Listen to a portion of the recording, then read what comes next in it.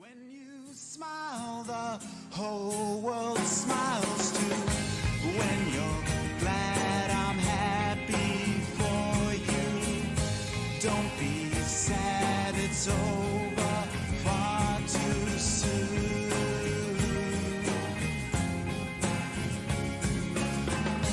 When I'm feeling cold and tired, music lifts my spirit higher. Come with me, we'll sing a brand new tune.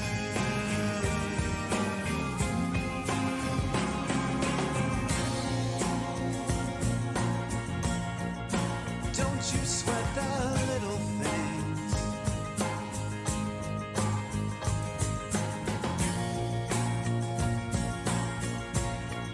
You're waiting for the phone to ring. It's a silly thing.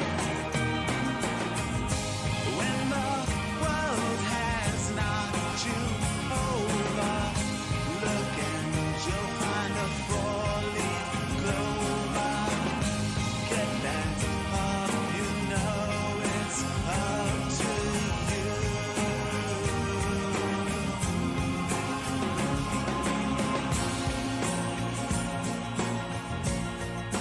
Think of what tomorrow brings.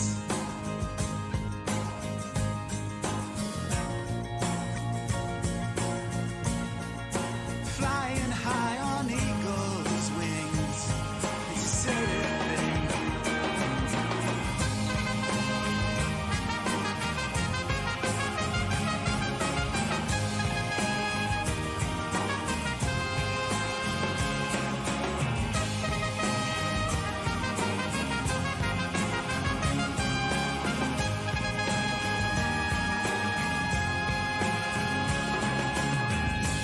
Lift your head and let the sun in. Take a look, the tide is turning.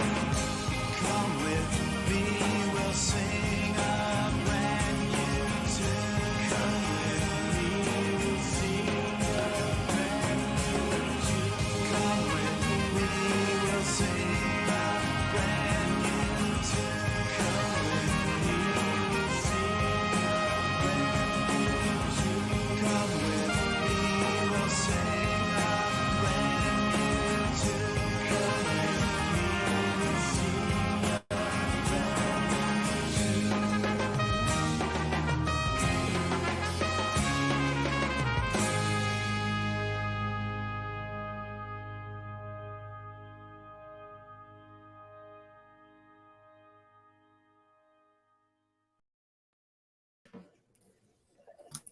Hello, everyone.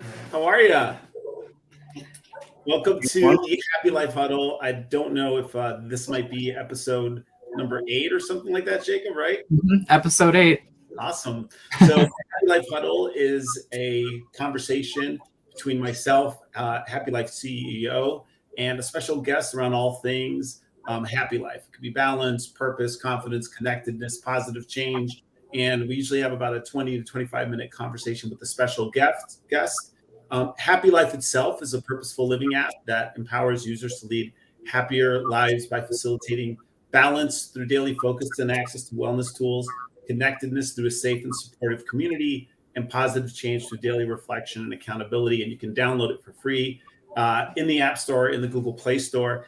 And today, our very special guest is Taqiul Ghani, who is with us. He is the founder of Project Rummana, and we can call you Taki, right? Is that you go by Taki? You can call me Taki. That's my nickname. Awesome, Taki. Well, great to catch up with you. It was really interesting to read your profile and learn about your organization because you're a college student and you founded this organization that works with mental health for students and young people in Bangladesh. So I'd love to just hear about a little bit about Project Rummana and then maybe how you got into this, right? Into founding it and setting up those services. Awesome, Juan. It's always a pleasure to talk to you. It's always a pleasure. Thank you, Jacob, for inviting me. So, Project Rumana was really started in January 2021. And the whole concept of this project was to help students with their mental health in Bangladesh. And if for the listeners and for both of you, Bangladesh is a very small country located in South Asia. It's 170 million people in a smaller state than the state of Iowa. So it's very small, it's very cramped, and we have 79 million students, which is 49% of the population under the age of 25. So when I look at the statistics that there's so many high suicide rates in Bangladesh, as a college student, I had to do something about it because I myself was in a very similar situation. And we'll talk a bit more about Project Rumana starting at some point. But so yeah, we work with students' mental health. We try to bring down the high suicide rates among college students, high school students, mid school, and that is what we're doing right now. So it's really interesting because so many. It seems like Bangladesh has a very young population based on the stats that you're Right. providing, and so many other more developed countries, right, have lower birth rates. Like Japan's birth rate hit an all-time low, and you're seeing this across the globe. And China, they're trying to get higher birth rates. But talking about that, the suicide rate there. So how does that suicide rate? Because you talked about it, but we didn't get into specifics compared to the U.S. and why is it so high? There's a lot of factors that play into this. We have identified so many of them, but some of the ones that drive these numbers so high, so staggeringly high, would be social stigma, taboo. For example, when I was conducting my pilot workshop in Bangladesh last year, approximately 65% of our entire research participants, which is approximately 200 people, said, mental health is a work of the devil, or if when I focus on the females, they would say this is because the devil thinks we're impure. So if you look at these statement itself, it comes from lack of education, stigma, taboo about the certain topics. And when you don't talk about these certain topics, it just keeps on increasing and increasing and increasing. And if anything in your life that doesn't go according to you, such as you lose a family member, or every day, as we know, things might happen that hampers our mental health. It just builds upon. It's a chain of cycle. That's why everything that goes wrong, it just impacts on the high staggering rate. Yeah, the cultural stigma is really interesting because even here in the U.S., when you look at mental health trends and statistics, there are certain groups who are struggling, more than others, especially as COVID went through, right? So you'll see the segments of the population or communities that have less resources, right? People of color, LGBTQ community. Mixed race, children also struggle very much. Right. But as a Latino, I know that within our community, it's very much a stigma where you don't talk about mental health, right? Because it's seen as, if someone is struggling with mental health, they're loco or loca, right? And that's bad, or they're weak, right? They're considered weak, and so you definitely then have higher rates of mental health challenges within communities like that. So it's interesting to kind of see that as well when you look at like Bangladesh, right? The interesting thing is in Bangladesh or in other communities like in Latin America or East African communities, these are the communities I've personally had interactions with, so I can relate what you're saying to. A lot of people in the Western societies or developed societies are unaware that these things exist in other parts of the world. And that creates a very big barrier for understanding or even helping. For example, in Bangladesh, who knew, even in a place like the US, that in Bangladesh, the suicide rates of students would be so high that it's happening left and right. You have to acknowledge that in the US, the suicide rate is 13. In Bangladesh, it's 122.6. Now in the US, we already know it's a huge problem. It's a huge One problem hundred and 22.6 of what per 100,000. per 100,000? Okay. Yes. Wow. So times whatever situation is in the US by 10 in Bangladesh. Yeah. And imagine cramping everybody, 170 million people in a smaller state than Iowa. So it's Right. happening left and right? And nobody's doing anything. Right. So we recently got the recognition that we are the first nonprofit to work for students' mental health in Bangladesh. Right. Jacob is working with us. It works. It's not that it's real. It works. Right. You're And seeing I think targeting that younger population, that's what's key, because as we become adults and sometimes that's where we gain our own voice, right? And these struggles have manifested themselves, and then we have the ability to search for tools and resources potentially, right? But as a young person where you're still developing and maybe you don't have as much of a voice, you don't have these tools and resources, right? So that's part of my passion with Happilyfe is to provide those tools and resources to young people to help them gain that competency and gain that knowledge and all of that. And one thing to your comment is it's really about the democratization of mental health resources and tools, right? Because at least here in the States, it's really been a lot of mental health has been sort of a privileged type of tools and resources that are available, right? And so making them available to other people, regardless of income or economic status or anything like that. So what made you? Because are you a doctor? I mean, I said you were a student, right? So how did this become a passion project for you? How did you decide to found Project Rummana? It's a very interesting question, and it has a very, I would say, unique answer.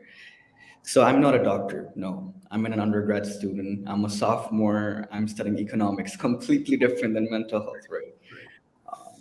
But I think there are just some things in life that make sense, that you can connect the dots, that your heart just pumps and you don't need to prepare. For example, for this kind of thing, I didn't need to prepare because I'm so passionate about, I can talk about Project Rummana all day, every day.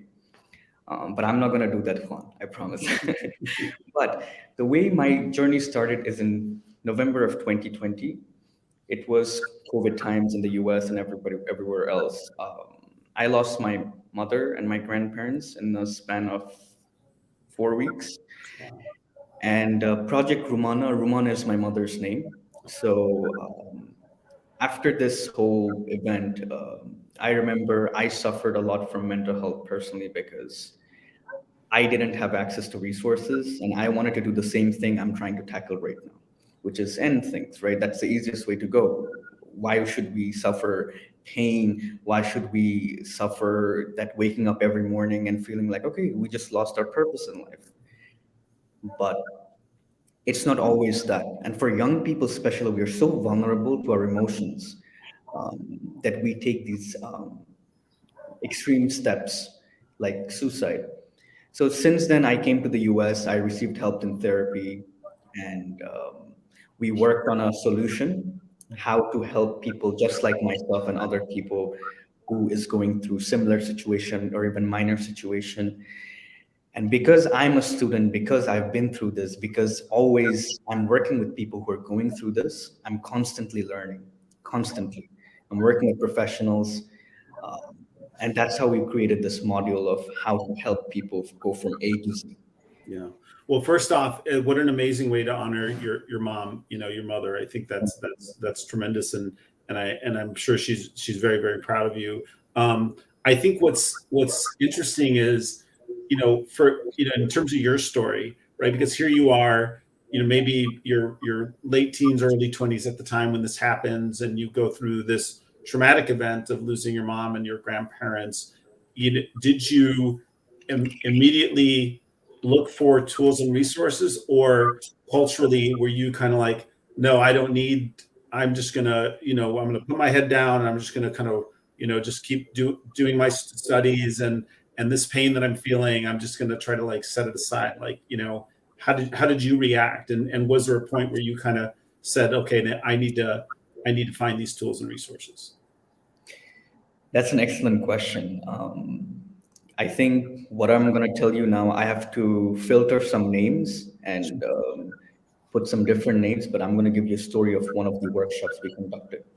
It was at one of the first universities that we went to the project. There was 30 people in our whole room.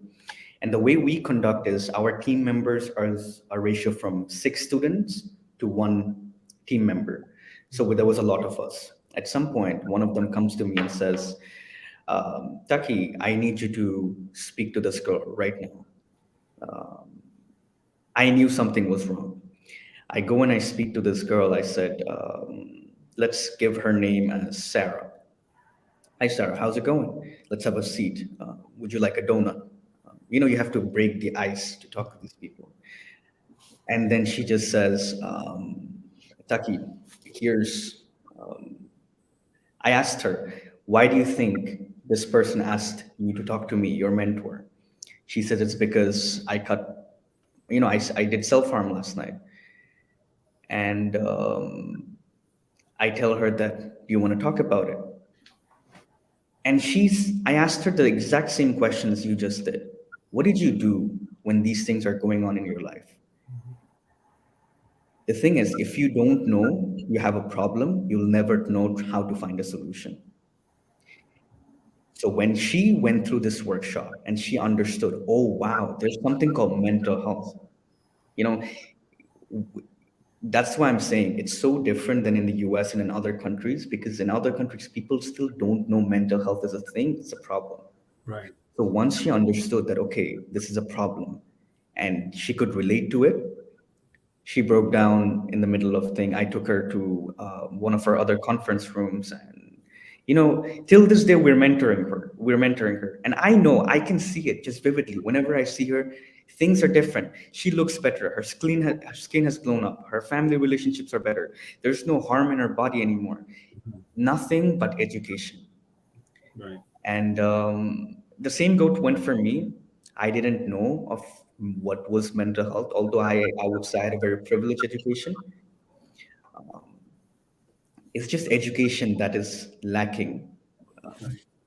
So one thing we should say is, like, none of us, the 3 of us, are doctors or psychologists or therapists, or anything like that. So clearly, anyone who's struggling with these types of challenges, you definitely should seek the help of a professional, right? Of a doctor, in regards to this. So does your organization, when you're providing this sort of education, provide access to these resources as well, so that these students are able to then, sit down with a doctor, with a psychologist or a psychiatrist as well? I 100% agree with you. Everything should be handled by a specialist when it's specifically about medical. It's just that at this moment, we do provide one-to-one psychotherapy sessions, partnering with other institutes who are better than us. Because at the end of the day, we're all about saving lives. It's a nonprofit. So what we do is we go to different schools, different educational institutes, and we raise awareness. We do these workshops. We help identify these people. We conduct research on how to become better every day.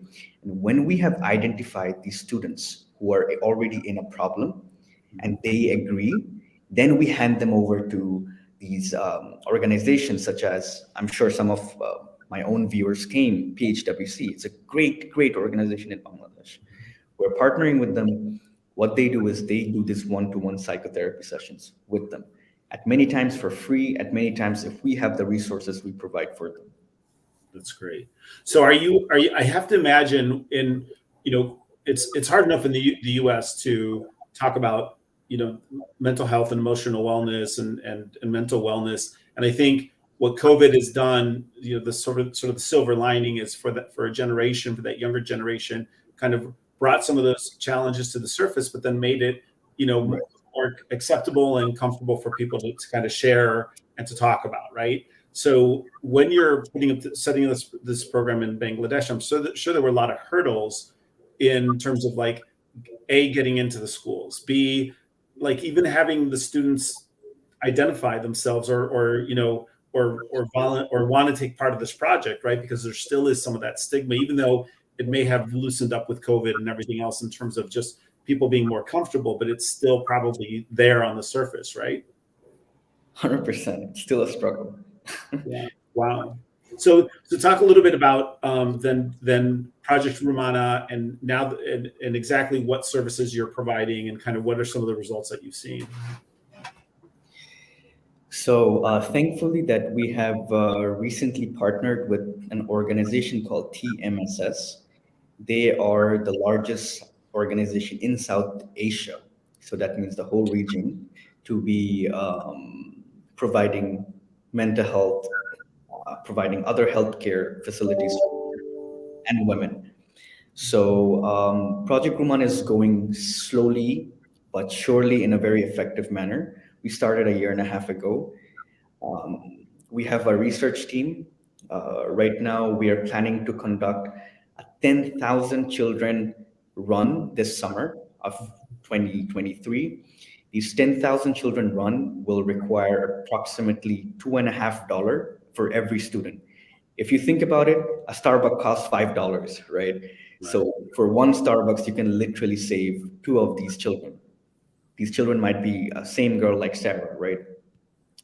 By research, we have also shown that 28% of the time we have a long-term positive impact in the overall community, which is huge if you think about it. 280 people, or out of these 10,000 children, 2,800 of these children will definitely have a long-term positive impact.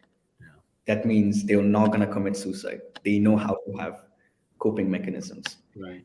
My aim is to make this approximately 60% and above by next year. Yeah, fantastic. Yeah. That's great. That's great. And is it hard for you to manage the program, being that you're in the States? You mentioned you're a student here in the States. Like, how are you able to manage it? Halfway across the globe. I have a strong belief that this has been easier than most things I do, because somehow Project Rummana, automatically things are just moving in the good direction. It just happens. It's like for some reason something is favoring it. I'm not sure if I make sense, but that's just my belief. That's great. So, and I don't want to hog up the time, but Jacob, I know you probably have some questions. But one thing I was curious about, Taki, was so being in the States and seeing and being surrounded with college students here. Do you see some similar sort of stigma challenges? I mean, I know even though we're back in person in class in person, there's this PTSD that students are going through from having been isolated socially and are you finding that your peers are open to talking about this, or when they find out what you do they open up to you? It's a very interesting question. Again, me and Jacob have done this. We try to tackle this exact same thing in the US, and we realize it's not any better. It's not as worse as it's in Bangladesh. But, we students are really struggling. Juan, I just want to highlight one thing. If you think about students, and if you want to help students, we know mental health is a problem. If you want to help students, how do you do it? You're a parent. You realize that if I walk into your door and I knock, I'm like, hey, Juan, I want to help your kid with mental health. You're going to say, Taki, get the hell out of here. This is my property. My kid is just fine. And even if you say, come over, how many kids do I go to? So if you think about it, if you want to help a child, really help a child or a student, you can either go to their house and help them or their education institutes, because that's where most of their days are spent. 7-8 hours in school, the rest at home, only 1-2 hours they're hanging out or they're sleeping. Right. You cannot go to their home. You cannot wake them up when they're sleeping. The only way is to go to school, right? Colleges or education institutes. Right. So that is what we do. And that is what I think other institutes in the US should do the same. Yeah. It's resources, education institutes. Yeah. Taki, it's really interesting because, we have in the U.S. There's sex education in middle school, and but around personal finance or mental emotional wellness, there's very, very little preparedness, right, that happens. And so and it's interesting because for me this has been a journey as well. And I'm a Gen Xer, so I was focused on Gen Xers when I started Happilyfe, and then realizing, okay, kids in college are struggling, and then realizing, well, it's not because necessarily the colleges are failing these students, it's because potentially there's might be some of that, but it's really that the students are coming to college not prepared around their emotional and mental wellness. They don't have the tools, and the vocabulary and the way to the coping mechanisms and all those things. So it definitely is like starting at that younger age, you're going to make a greater impact. And around parents, there was a Pew Research piece that came out earlier this year that in the US, where parents' main concern around their children 20, 30 years ago was drinking and driving, or getting pregnant, or those getting bullied. The number one fear that or concern that parents have for their children is around mental health now. So that's opened up and changed as well. Jacob, how are you doing over there? Any questions for Taki? Yeah, it's definitely been a pleasure to work with Taki on this. I'd never even realized the scope of this problem in Bangladesh. So it was very interesting to hear, Taki's story, and just to the extent of how big of a problem it is there. I guess the question I had, Taki, for you is, where do you kind of see Project Rummana heading? I guess like in the next few years, like where do you see the most growth, would you say? Me and Jacob have been working on so many projects together on different classes. It's interesting. I'll give you my shower thought on what I imagine Project Rummana to be. I don't have it written down, but this is where it's gonna go, hopefully. I want Project Rummana to be single-handedly reducing the suicide rate of students in Bangladesh for over at least 40%. I'm talking realistically, over 40% in the next 2 to 3 years. I also want Project Rummana to be the organization that helps start other organizations similar to us. Mm-hmm. It's not for profit, it's a nonprofit. We need to help other nonprofits in the same direction. I also see Project Rummana as an organization that can eventually help kids in the US. It's one of my new initiatives that I've been taking, as Jacob, you know about it, that I want to do it in Chicago for youth, because I know I can. So this is where Project Rummana is heading, and hopefully, fingers crossed. And Taki, there's a lot of opportunity there because we're in the Chicago area. I've got 3 daughters who 2 of them are still in CPS, Chicago Public Schools, and one of them's graduated from Chicago Public Schools. And last year they did a very good thing, which came out with a sort of a mental health kind of you would sign a declaration as a student that if you first of all, they allowed you to if you needed a mental health day, that you could take days off, and those were permissible. But then also that you would sign a pledge that if you needed help, that you would raise your hand and come to your teachers or your parents, which is great, right? But it's still not tools and resources, right? It's still precisely, Kwan, because at the end of the day, what we don't want students is to take mental health day off. At the end of the day, what we don't want is for our students to be like, okay, I'm getting an F and that's okay. No, we want to help you become more productive. We want to help you become more efficient. We want to help you with tools, just like you said, in order to prevent those extreme days, such as mental health days, right?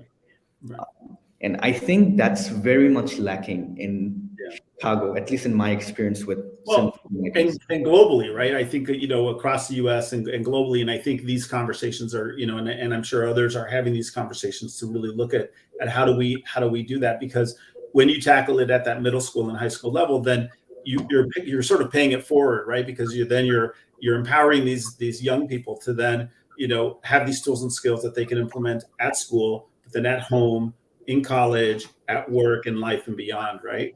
So I'm really excited about your vision for Project Rummana, and then really, you know, in Bangladesh, and then beyond those borders, right? How can, if someone's interested in finding out more about Project Rummana, in donating to Project Rummana, like, how would they do so? I want, Jacob, could you send our website in the chat box? And maybe Of this course. way, anyone who is interested, please check out our website. There's a box called Contact Us. You can press on that Contact Us box and write your name, write your email, write your message, how you want to help. Even if it's about just talking, or even if it's just about, okay, let me connect you to somebody who you can learn from, you will help kids anyway. And if you really want to help contribute in other ways, $2.50 per child, just email me. We'll find you and we'll work things out. Fantastic. So I saw it's in the chat, projectrummana.org.org, right? So fantastic, Taqi. Well, you know, we've come up on 30 minutes. It just flies by when we're having these conversations. I know you and I will continue to stay in contact, and hopefully there's ways we can collaborate and brainstorm and look to continue to you know, to make a difference. Like you, I'm a economics major, you know, so this is not my forte, but for me, it was a passion project that evolved over time. And then what was interesting is that it involved in different areas of my life over the last 15 years. But then when COVID hit, and I saw my daughters, who, again, their mom and I have resources and work really well together around our daughters, but they really struggled through COVID, right? And around their mental and emotional wellness. So, Taqi, thanks so much for being here. What we like to say at the end of every show is just kind of our Happy Life motto is just to remind everybody that the most selfless thing that you can do is to work on yourself. So thanks so much, Taqi. Thank Take you. care. Thank you, Jacob. It's an honor. Bye, everybody.